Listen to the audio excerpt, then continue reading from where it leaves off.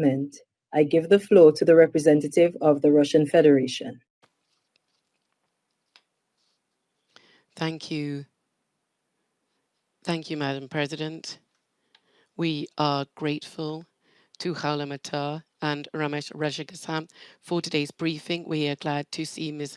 Matar in good health.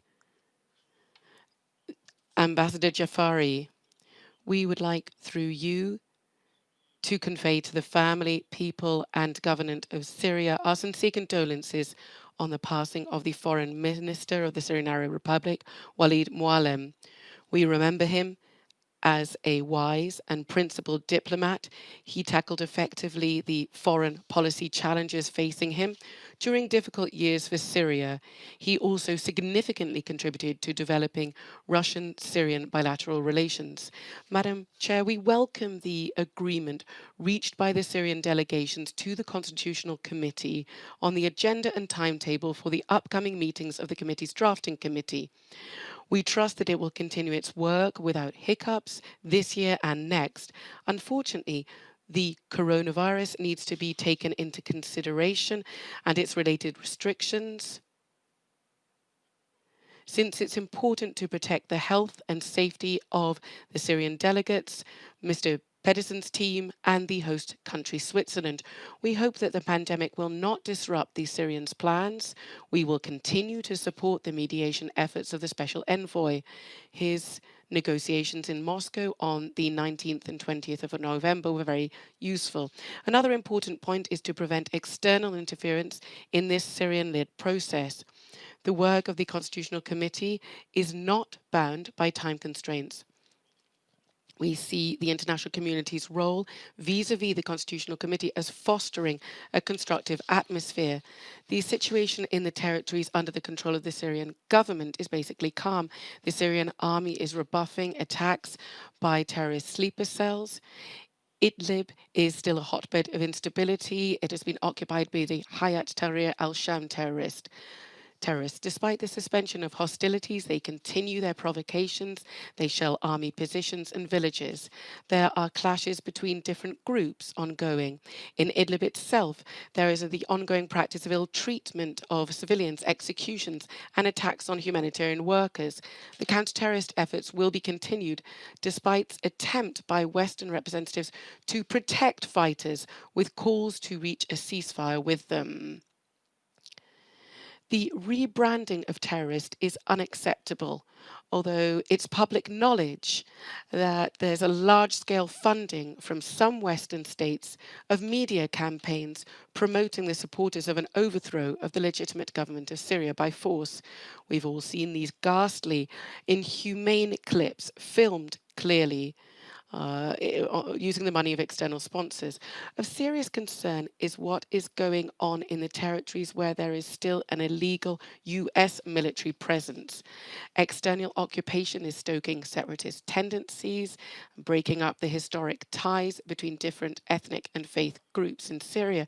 And apart from that, efforts to restore the country's territorial integrity are being blocked. Western colleagues who, in their words, zealously devote themselves to human rights, but only when it's convenient for them, assiduously turn a blind eye to the situation in that part of Syria and in Idlib as well. At the same time, there are reports of prison releases of fighters who go to areas under Damascus's control, and reports of trials for them inter alia of foreign citizens. We're not clear what these trials are. No mention is made of ill treatment of the Arab population. There's ongoing plundering of oil deposits and also environmental pollution. Unfortunately, the UN says nothing about this. We consistently favour preserving the unity of Syria and the respect for its sovereignty and territorial integrity. We call for the rejection of plans to divide the country up and draw out its conflict.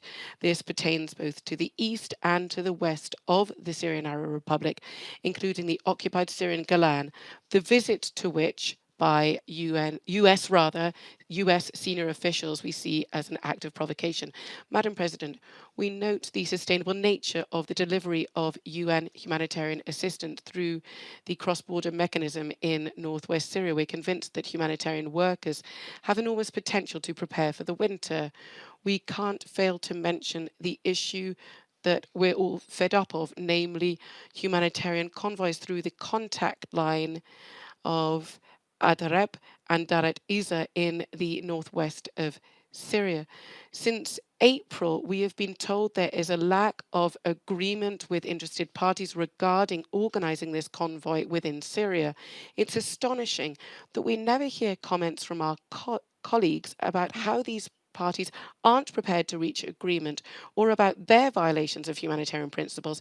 However, vis-a-vis Damascus, which is actually increasing the number of authorizations for humanitarian convoys to different areas, this criticism just pours forth despite we've heard about the enormous humanitarian nature of sanctions that the EU and the US and other countries have imposed upon the Syrian people.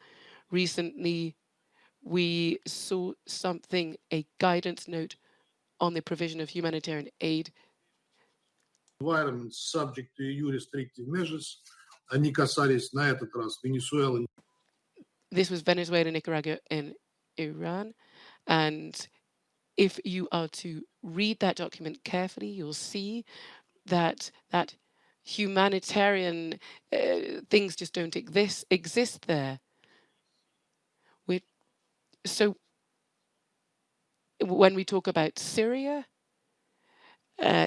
true humanitarian assistance needs to be provided despite external pressure and ongoing tightening, despite the coronavirus pandemic, of unlawful unilateral sanctions that hit ordinary people hard.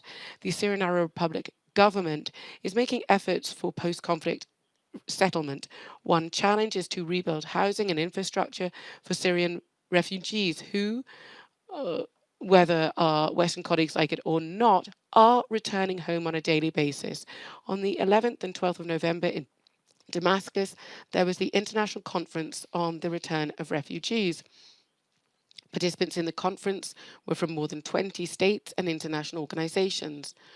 Russia assisted the Syrians in organizing this event and actively participated in it. Unfortunately, the UN was represented just as an observer.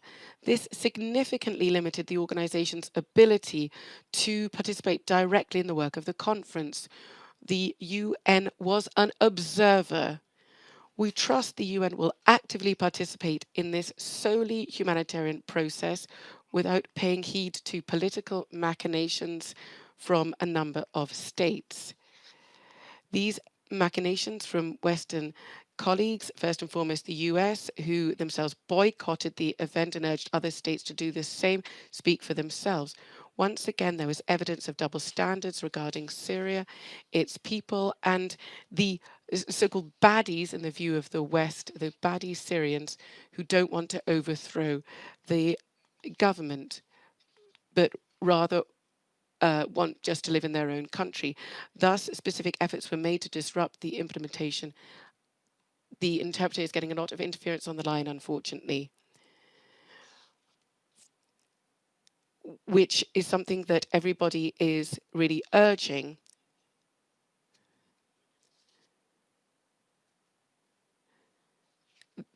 Thus, specific efforts were made to disrupt the implementation of Security Council Resolution 2254, which clearly stipulates the need for refugees to return. That resolution clearly stipulates the need for the return to the Syrian Arab Republic of refugees. We hasten to disappoint our colleagues. The conference proved its worth in that area and gave an impetus to a systematic targeted process. There are ongoing efforts to return to Russia the children of Russian citizens from Syria.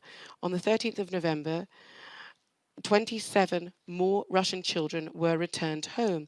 In total, from 2017, from Syria, 133 minors who are citizens of the Russian Federation were returned home. Given the plans for the administration of the Northeast to disband the alcohol camp, we draw the attention of our colleagues to the pressing need for them to be involved in the repatriation of their citizens. At the same time, there's a need to pay careful attention to the current very serious humanitarian situation in that camp. We would also recall the US's responsibility as the occupying force, responsibility for what is going on in the Rukban camp. Madam President, we welcome the decision to hold a joint meeting of the UN Security Council on the political and humanitarian situation in Syria in order to optimize the timetable for the work of the Security Council. And because of the need to assess the situation in the country comprehensively, we trust that this practice will be further bolstered. Thank you. I thank the representative of the Russian Federation for his statement.